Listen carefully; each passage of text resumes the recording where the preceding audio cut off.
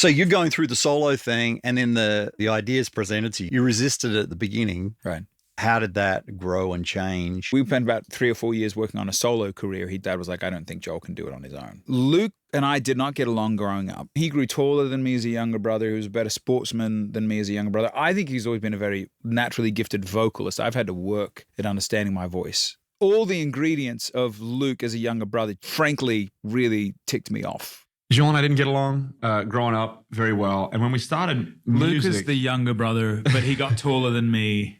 And so to your point, when Dad came and was like, I think you should try this duo thing with Luke, I was just insulted. The kid is not interested in music. He's never really written a song.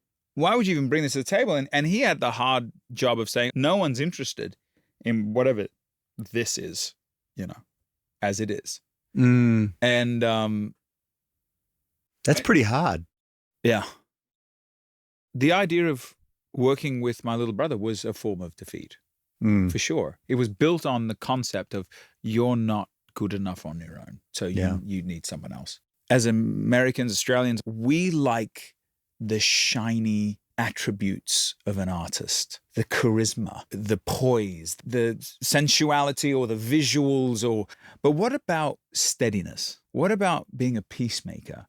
What about being considerate? What about these other sort of less attractive hallmarks of what it means to actually sustain any relationship, any vocation? Well, you see all these charismatic leaders rise up and I'm awesome and they have all these followers and then it just crash and burn. And what Luke has offered me, is he a great singer? Is he a really quirky performer? He's really gifted with melody? Absolutely. But what I've really had to realize is part of his superhero strength for me is that he's actually steady, considerate, methodical, and he really cares. I'm the one that wants to take the hill. I'm like, let's go, It'd be interesting to do the snapshot of the journey without that integral moment of Luke and me pairing up. I don't think I would be the same. I don't think for King Country. I think it'd all be different. It might not even exist because I needed to see him humble. Luke, in his own ways, he's got his own form of pride in a good way. But in that 18, 19-year-old version of Luke was sportsman. He had a bit of a persona himself. And again, it just rubbed me the wrong way. I think it was seeing him broken that gave me the empathy to go, all right, let's just give it a go. And like anything, it always started with let's just try a couple songs and see what happens. I asked him when I was 21 and he was 19. It was November of 2005. And, you always have these thoughts of that's that. Here we go. And then we signed that development deal with Sean Schenkel. And it was the same thing. It was like 6 months. Yeah. This is it, Yeah.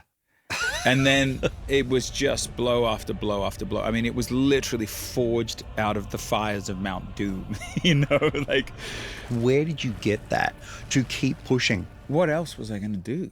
I'm a barely graduated high school, not college educated, one-trick pony who had dedicated his whole life, basically at that point, to understanding music. I say this because I didn't have a plan B, but I'm so grateful to God that I didn't. Here's the trouble with the plan B. If you really believe in your gut that you are called, designed, and put on this planet to do something. And by the way, there's a couple of criteria to that. It's affirmed by people around you that you trust, and people have said you're great at it. There are a lot of people that are like, I'm called to do this, and everyone around them is going, no, don't do that.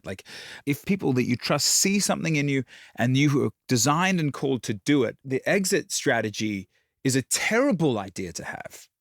The concept of these two homeschooled Australian brothers, after their sister has gone on to do great things, sold millions of units and won Grammy Awards and all the rest of it, the concept that these two kids are actually going to do something that lightning's going to strike twice, it's silly. It's not a sharp concept. It's a little bit of a giggle. And for 5 years, we had the giggle, oh, you sweet boys. Are you still doing that? You still doing the duo thing? That's so sweet of you. Keep on it, buddy. It's not sexy. It's not exciting. It might be interesting, but if we had a plan B, either of us, forget it. The only reason we made it through, particularly the dark night of the soul, 4 or 5 years in, where like Luke wanted to get married. His future father-in-law was like, what are you going to do with your life to get married? And he's like, I'm going to do this, you know? And I'm funny. like out road managing for politicians, and like I'm living in my parents' basement, driving that 1987 Oldsmobile, going overdrawn because I couldn't earn any money, switching banks because I was $90 overdrawn and I couldn't afford to pay the $90. You push so far out, you're like, well, the only way forward is to fight your way out. I can't pull the exit hatch and just parachute to safety. I've got to like go. If you like what you see, visit the channel and subscribe.